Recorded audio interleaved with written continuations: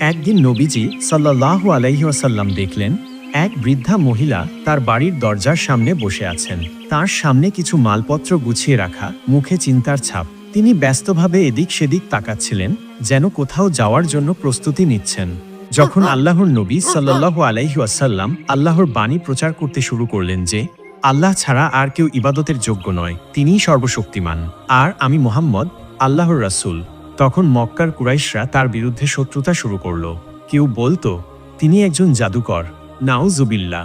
কেউ বলতো তিনি একজন কবি, যিনি মিথ্যা কথা দিয়ে সরল মানুষকে ভুল পথে টানছেন।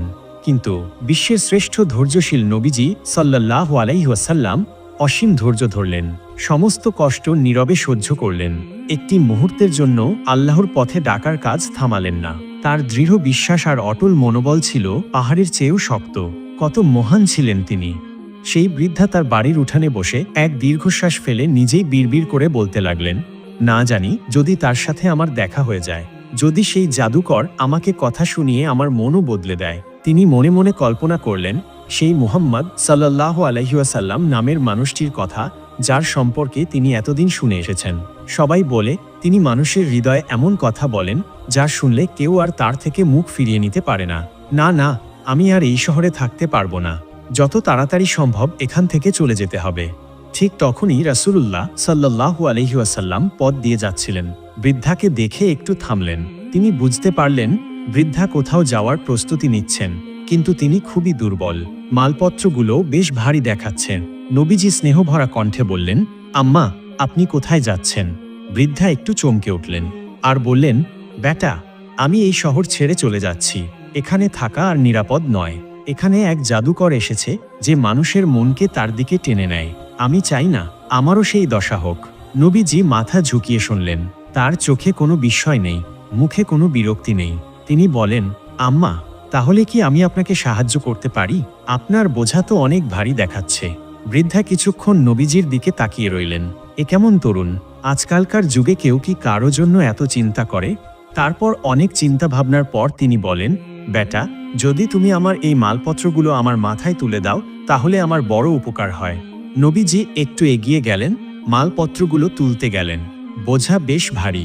তিনি বুঝতে পারলেন বৃদ্ধার পক্ষে এগুলো বহন করা একেবারেই অসম্ভব। তাই নবীজি বললেন, আম্মা, আপনার বোঝা তো বেশ ভারী, আর আপনি তো বয়সেও অনেক বড় হয়ে গেছেন। যদি আপনি অনুমতি দেন, তাহলে কি আমি আপনাকে আপনার গন্তব্য পর্যন্ত পৌঁছে দিতে পারি? বৃদ্ধা এবার অবাক হলেন। এই যুবক এত বিনয়ী, এত দয়ালু। তিনি এক মুহূর্ত চুপ করে রইলেন। তারপর গভীর কৃতজ্ঞতায় বললেন, বেটা, এর চেয়ে বড় দয়া আর কি হতে পারে? তখন আল্লাহর রসূল সাল্লাল্লাহু আলাইহি ওয়াসাল্লাম বৃদ্ধার বোঝা নিজের কাঁধে তুলে নিলেন এবং ধীর পায়ে তার সঙ্গে হাঁটতে লাগলেন। বৃদ্ধা হাঁপাচ্ছিলেন, কিন্তু কথা থামাচ্ছিলেন না। পথ চলতে চলতে নবীজির দিকে তাকিয়ে বললেন, বেটা, আমি তোমাকে একটা কথা বলছি, শোনো। তুমি যদি বুদ্ধিমান হও, তাহলে এই শহর ছেড়ে চলে যাও। এখানে এখন এক ভয়ঙ্কর জাদুকর এসেছে, তার নাম মুহাম্মদ। সে নিজেকে নবী বলে দাবি করে, আমাদের পূর্বপুরুষদের উপাস্যদের নিয়ে মিথ্যা বলে, মানুষকে বিভ্রান্ত করে। নবীজি নীরবে হাঁটছিলেন, কিন্তু কোনো উত্তর দিলেন না। বৃদ্ধা একটু থেমে নিঃশ্বাস নিলেন, তারপর আবার বলতে লাগলেন, সবচেয়ে ভয়ানক ব্যাপার কি জানো? তার কথার মধ্যে এমন এক জাদু আছে যে একবার শুনলেই মানুষ তার হয়ে যায়। তার কথায় সবাই মুগ্ধ হয়ে যায়, তারপর তাকে অনুসরণ করতে শুরু করে। কত মানুষ যে তার ফাঁদে পড়ে গেছে। বৃদ্ধা অসহায়ভাবে মাথা নাড়লেন, যেন কত বড় একটা বিপদের কথা বলছেন। নবীজি নির্বিকারভাবে তার কথা শুনতে লাগলেন, যেন তিনি কিছুই শুনছেন না। বৃদ্ধা এবার একটু গম্ভীর স্বরে বললেন, বেটা, আমি সারা জীবন আমার মূর্তিদের উপাসনা করেছি। আমি চাই না যে শেষ বয়সে এসে আমার বিশ্বাস নড়বড়ে হয়ে যাক। আমার পূর্বপুরুষেরা যেভাবে জীবন কাটিয়েছে, আমিও সেভাবেই কাটাতে চাই। আমি চাই না ওই মুহাম্মদের কথায় বিভ্রান্ত হয়ে যাই। আমি তোমাকেও সতর্ক করে দিচ্ছি, তার থেকে দূরে থাকো। এইভাবে পুরো রাস্তা জুড়ে বৃদ্ধা একনাগারে মুহাম্মদ সাল্লাল্লাহু আলাইহি ওয়াসাল্লাম এর বিরুদ্ধে অভিযোগ করতে লাগলেন। তিনি নানা কটু কথা বললেন, অপমান করলেন, বারবার সাবধান করলেন যেন নবীজির ধারে কাছেও না যান। কিন্তু রাসূলুল্লাহ সাল্লাল্লাহু আলাইহি ওয়াসাল্লাম একটিও কথা বললেন না। তিনি কেবল মাথা নিচু করে হাঁটছিলেন, কাঁধে বৃদ্ধার বোঝা বহন করছিলেন, যেন কিছুই ঘটেনি। অনেকক্ষণ পর বৃদ্ধা তার গন্তব্যে পৌঁছে গেলেন। নবীজি ধীরে ধীরে তার বোঝা নামিয়ে রাখলেন, যেন বৃদ্ধা কষ্ট না পান। তারপর ফিরে যাওয়ার জন্য প্রস্তুত হলেন। বৃদ্ধা বিস্মিত হয়ে বললেন, বেটা, তুমি কে? তুমি তো তোমার নামও বললে না। এতটা পথ আমার বোঝা বহন করলে একবারও বিরক্ত হলে না, কিছু বললে না। আমি আমার পরিবারের সবাইকে বলবো যে আজ এক তরুণ আমাকে এমনভাবে সাহায্য করল। রাসূলুল্লাহ সাল্লাল্লাহু আলাইহি ওয়াসাল্লাম মৃদু হেসে বললেন, আম্মা, নাম জেনে কি হবে? আপনার কাজ তো হয়ে গেছে, এটাই যথেষ্ট। বৃদ্ধা ছিলেন নাছোড়বান্দা। তিনি মাথা নাড়লেন, না না, আমি তোমার নাম জানতেই চাই। এত ভালো একজন মানুষ, এত দয়ালু, তোমার নাম তো জানতেই হবে।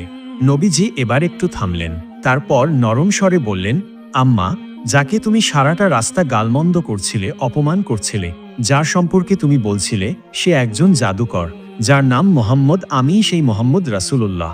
বৃদ্ধা বিস্ময়ে স্তব্ধ হয়ে গেলেন। যেন এক মুহূর্তের জন্য তিনি বিশ্বাসই করতে পারছেন না। গলা শুকিয়ে এলো, ঠোঁট কাঁপতে লাগলো। তিনি একবার নবীজির মুখের দিকে তাকালেন, আবার একবার নিজের কাঁপতে থাকা হাতের দিকে। বৃদ্ধা কাঁপা কণ্ঠে বললেন, তুমি ই মোহাম্মদ? নবীজি সাল্লাল্লাহু আলাইহি ওয়াসাল্লাম নরম হেসে মাথা ঝুঁকিয়ে বললেন, হ্যাঁ আম্মা, আমি ই মোহাম্মদ। বৃদ্ধা এক ধাক্কায় যেন চুপসে গেলেন।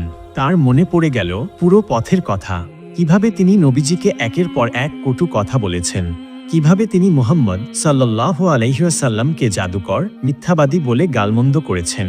অথচ সেই মানুষটি বিন্দুমাত্র প্রতিক্রিয়া না দেখিয়ে তার বোঝা বহন করলেন, বিনা বাক্যে তার কথাগুলো শুনলেন, এমনকি তার গন্তব্য পর্যন্ত পৌঁছে দিলেন। বৃদ্ধার চোখ দিয়ে গরম অশ্রু ঝরতে লাগল। এতক্ষণ যার বিরুদ্ধে তিনি কথা বলছিলেন, যাকে তিনি ভয় পেতেন, সেই মহান হৃদয়ের মানুষটি তার পাশে দাঁড়িয়েছিলেন, একটিবারের জন্যও নিজের পরিচয় দেননি। তিনি আর দাঁড়িয়ে থাকতে পারলেন না। কাঁপতে কাঁপতে রাসূলুল্লাহ সাল্লাল্লাহু আলাইহি ওয়াসাল্লামের পায়ের কাছে নত হয়ে বসলেন। হাত দুটি নবীজির পায়ের ওপর রেখে কেঁদে ফেললেন। অশ্রুসিক্ত কণ্ঠে বললেন, আমি সারাটা পথ তোমার সম্পর্কে কটু কথা বলেছি, তোমাকে অপমান করেছি, অথচ তুমি আমার জন্য কিছু বলনি, উল্টো আমার বোঝা কাঁধে তুলে নিয়েছ। আমার কি জানা উচিত ছিল না যে সত্যিকারের মহান ব্যক্তিরাই এমন হয়? নবীজি নম্র কণ্ঠে বললেন, আম্মা, আপনি কিছু জানতেন না, তাই তো বলেছিলেন। আর যে জানে না তাকে যদি ধৈর্য ধরে বোঝানো যায়, তাহলে সে একদিন সত্য উপলব্ধি করবেই। বৃদ্ধার কান্না থামছিল না। তিনি দীর্ঘশ্বাস ফেলে গভীর বেদনায় বললেন, আমি ভুল করেছিলাম। আমি এতদিন মিথ্যা শুনেছি, আমাকে এতদিন ভুল শেখানো হয়েছে। মুহাম্মদ, আমি এখন বুঝতে পারছি তুমি সত্য ও ন্যায় পরায়ণ।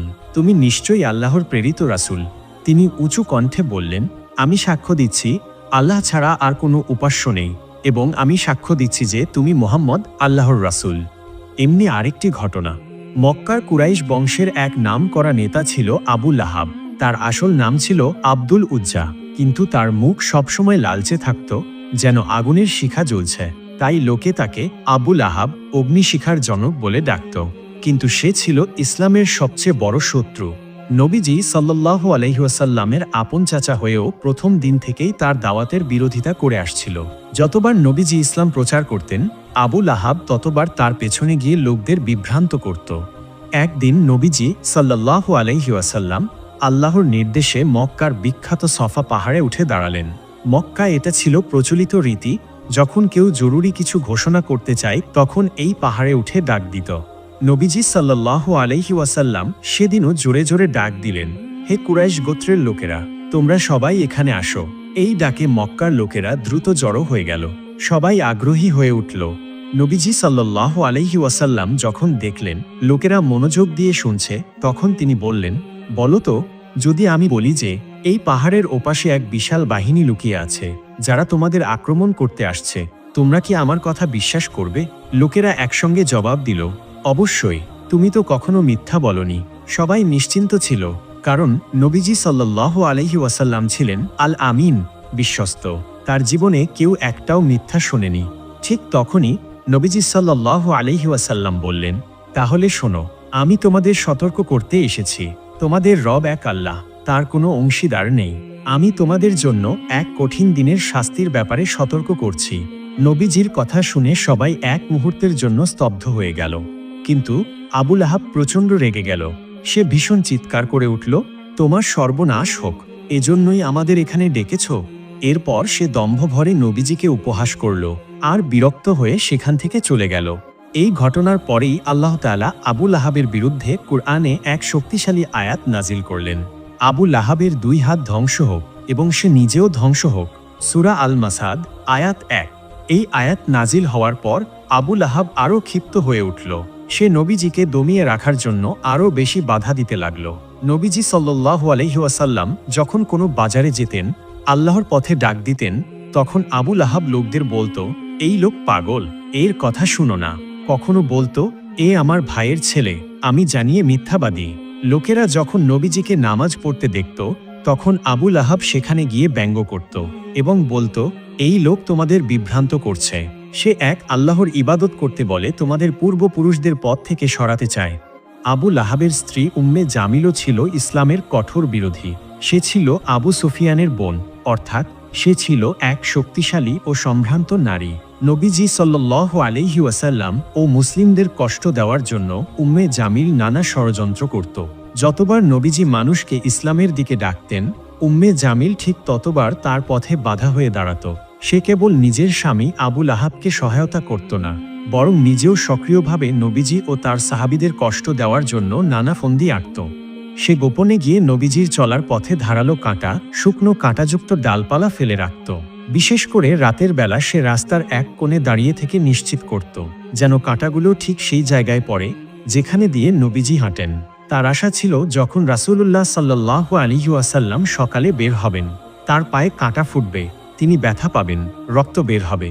কিন্তু নবীজি সাল্লাল্লাহু আলাইহি ওয়াসাল্লাম কখনো অভিযোগ করতেন না। তিনি ধৈর্য ধরতেন। তিনি শুধু রাস্তা পরিষ্কার করতেন আর আল্লাহর কাছে দোয়া করতেন, হে আল্লাহ, তুমি সত্যকে সুপ্রতিষ্ঠিত করো। উম্মে জামিল শুধু কাঁটাই ছড়াত না, তার মুখ থেকেও বের হতো বিষের মতো কথা। নবীজি যেখানে যেতেন, সে তার পেছনে গিয়ে লোকদের বলতো, এই লোক মিথ্যাবাদী, একজন জাদুকর, ওর কথা শুনলে সবাই বিপথে চলে যাবে। কুরআনের সূরা আল মাসাদ নাজিল হওয়ার পর সে এত রেগে গেল যে একদিন সে হাতে বড় একটা পাথর নিয়ে নবীজি সাল্লাল্লাহু আলাইহি ওয়াসাল্লামকে আঘাত করতে এলো। তখন নবীজি সাল্লাল্লাহু আলাইহি ওয়াসাল্লাম কাবা চত্বরে আবু বকর রাদিয়াল্লাহু তাআলা আনহু এর পাশে বসেছিলেন। কিন্তু আল্লাহর কুদরতে উম্মে জামিল তাকে দেখতে পেল না। সে শুধু আবু বকরকে দেখল এবং বলল, তোমার সাথী মুহাম্মদ কোথায়? আমি ওকে হত্যা করব। বদরের যুদ্ধ যখন হলো, তখন আবু লাহাব নিজে যুদ্ধে যায়নি। সে মক্কায় থেকে গোপনে খবরের অপেক্ষা করছিল। সে আশা করছিল কুরাইশ বাহিনী নিশ্চয়ই মুসলমানদের নিশ্চিহ্ন করে দেবে। কিন্তু যখন একদম উল্টো খবর এলো, তখন সে হতবাক হয়ে গেল। যখন একজন এসে বলল, মুসলমানরা জয়ী হয়েছে, কুরাইশের বড় বড় নেতারা নিহত হয়েছে, আবু জাহেলও মারা গেছে, এই খবর শুনে আবু লাহাবের মুখ কালো হয়ে গেল। তার শরীর কাঁপতে লাগলো। সে বিশ্বাস করতে পারছিল না মুহাম্মদ সাল্লাল্লাহু আলাইহি ওয়াসাল্লামের অনুসারীরা মাত্র 313 জন, অথচ তারা কুরাইশের শক্তিশালী 1000 সৈন্যকে পরাজিত করেছে। সে ক্ষিপ্ত হয়ে চিৎকার করল, এ অসম্ভব, কুরাইশ পরাজিত হতে পারে না। কিন্তু এই সত্য মেনে নেওয়া ছাড়া তার আর কোনো উপায় ছিল না। বদরের যুদ্ধের পর থেকে আবু লাহাব মানসিকভাবে বিধ্বস্ত হয়ে পড়েছিল। তার আত্মবিশ্বাস ভেঙে গিয়েছিল। এরপর কয়েকদিনের মধ্যেই তার শরীরে দেখা দিল এক অদ্ভুত রোগ। সে অনুভব করল তার শরীর ভেতর থেকে পচতে শুরু করেছে। প্রথমে তার গায়ে ছোট ছোট ফুসকুড়ি দেখা দিল, তারপর ফুসকুড়িগুলো বড় হতে লাগলো। তার শরীর থেকে দুর্গন্ধ বের হতে লাগলো। দিনের পর দিন তার শরীরে দূষিত রক্ত আর পুঁজ জমতে থাকলো। এই রোগ ছিল প্লেগ বা গুটি বসন্তের মতো। মক্কার লোকেরা একসময় বুঝতে পারল আবু লাহাবের শরীরে এক ভয়ানক সংক্রমণ ছড়িয়ে পড়েছে। একজন বলল, ওর শরীর থেকে দুর্গন্ধ বের হচ্ছে, আমি ওর পাশে থাকলে নিজেও আক্রান্ত হয়ে যাব। তারপর সবাই দূরে সরে গেল। তার নিজের আত্মীয়রাও তার কাছে আসতে চাইল না। আবু লাহাব কাতরাতে লাগলো।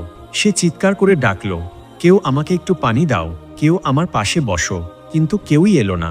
তারই পরিবার, তারই কুরাইশ বংশের লোকেরা সবাই দূর থেকে তার দুর্দশা দেখল, কিন্তু কেউ কাছে গেল না। সে একা অসহায় অবস্থায় ধীরে ধীরে মৃত্যুর দিকে এগিয়ে যেতে লাগলো।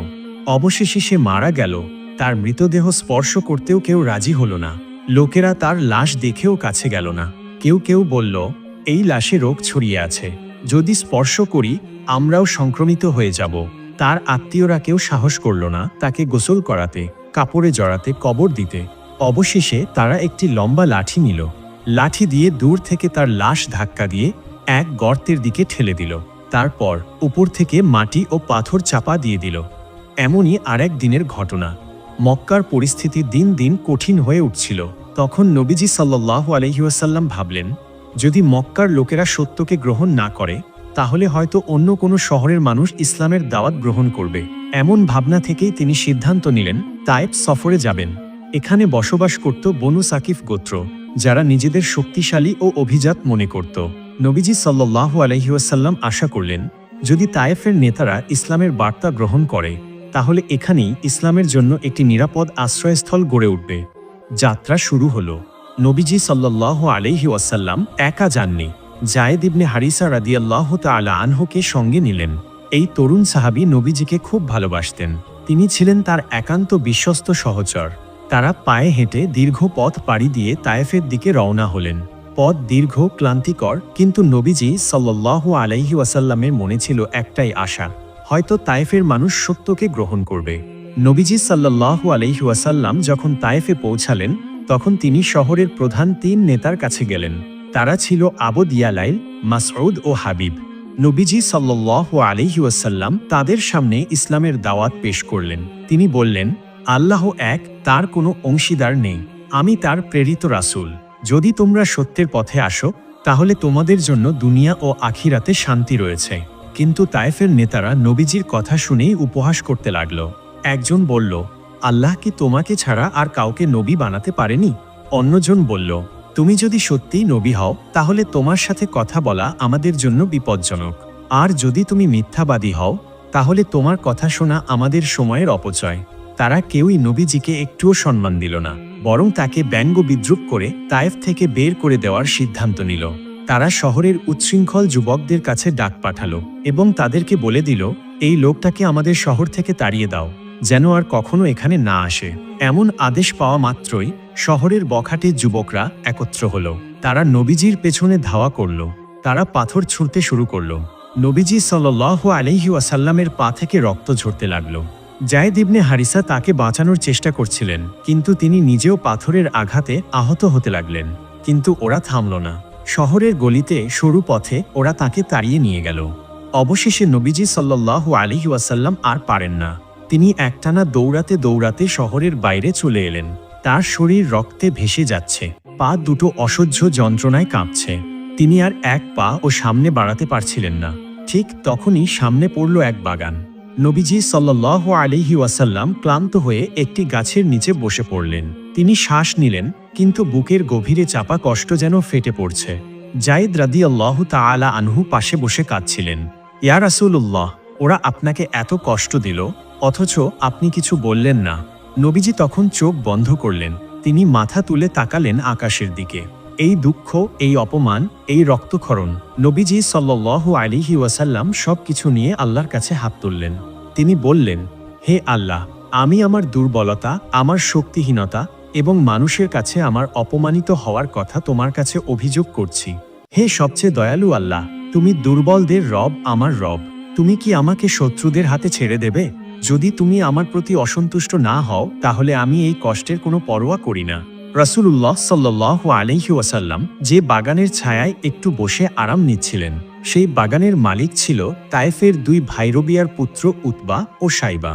দূর থেকে তারা দেখছিলেন কি অবস্থা হয়েছে এই লোকটির। হঠাৎ করেই একটুখানি দয়ার স্রোত বইল তাদের হৃদয়ে।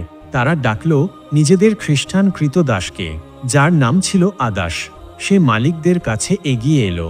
উতবা ও সাইবা আদাসের হাতে পাত্র ভর্তি আঙুর দিল এবং বলল, এই আঙুরের থোকাটা নিয়ে যাও, ওই লোকটিকে দিয়ে এসো, দেখো তো কিছু খেতে চান কিনা। আদাস নির্দ্বিধায় সেই আঙুর নিয়ে গেল রাসূলুল্লাহ সাল্লাল্লাহু আলাইহি ওয়াসাল্লামের কাছে। তিনি সামনে বসেছিলেন। আদাস তার দিকে এগিয়ে এসে ভদ্রভাবে আঙুরের থোকা বাড়িয়ে দিলেন। রাসূলুল্লাহ সাল্লাল্লাহু আলাইহি ওয়াসাল্লাম বিসমিল্লাহ বলে আঙুর খেতে শুরু করলেন। আদাস একটু অবাক হয়ে জিজ্ঞেস করল, এরকম কথা তো এখানকার কেউ বলেন না, আপনি কোথাকার লোক? রাসূলুল্লাহ সাল্লাল্লাহু আলাইহি ওয়াসাল্লাম সস্নেহে বললেন, তুমি কোথাকার? তোমার ধর্ম কি? আদাস মাথা নিচু করে বলল, আমি নিনোভা শহরের মানুষ, ধর্মে খ্রিস্টান। স্মিত হেসে রাসূলুল্লাহ সাল্লাল্লাহু আলাইহি ওয়াসাল্লাম বললেন, হযরত ইউনুস আলাইহিস সালাম তো তোমার দেশের লোক ছিলেন। আদাস বিস্ময়ে বলল, আপনি ইউনুসকে চিনলেন কিভাবে? রাসূলুল্লাহ সাল্লাল্লাহু আলাইহি ওয়াসাল্লাম নরম কণ্ঠে বললেন, তিনি ছিলেন আমার ভাই, তিনি ছিলেন নবী, আমিও নবী।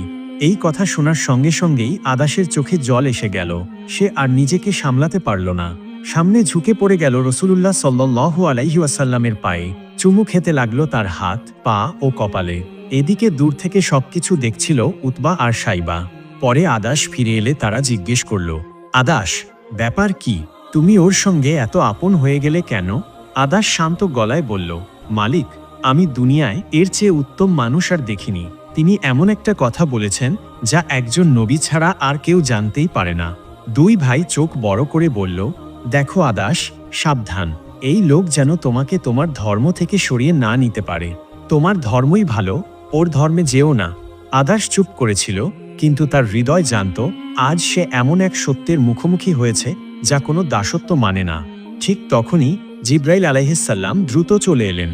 তিনি নবীজিকে সালাম দিলেন এবং বললেন, হে রাসূল, আপনার প্রতি আল্লাহর সালাম ও শান্তি বর্ষিত হোক। আপনার জন্য পাহাড়ের ফেরেশতা এখানে এসেছে। আপনি চাইলে সে এই তায়েফবাসীদের ধ্বংস করে দিতে পারে। এরপর পাহাড়ের ফেরেশতা সামনে এলেন। তিনি বললেন, হে মুহাম্মদ, যদি আপনি চান তাহলে আমি এই দুই পাহাড়কে একত্রিত করে তায়েফবাসীদের পিষে ফেলব, যেন তাদের আর অস্তিত্ব না থাকে। যদি নবীজি একবার অনুমতি দিতেন তাহলে তায়েফ এক নিমেষেই মাটির সঙ্গে মিশে যেত। কিন্তু তিনি ফেরেশতাদের বললেন, না, আমি চাই না তারা ধ্বংস হোক। তারা যদি ধ্বংস হয়ে যায় তাহলে দ্বীনের দাওয়াত নিয়ে আমি কাদের কাছে যাব? তো এই ছিল আজকের ভিডিওটি যদি আপনাদের ভালো লেগে থাকে তাহলে অবশ্যই লাইক করবেন এবং এমন আরও ভিডিও পেতে আমাদের চ্যানেলটিকে সাবস্ক্রাইব করবেন। আসসালামু আলাইকুম।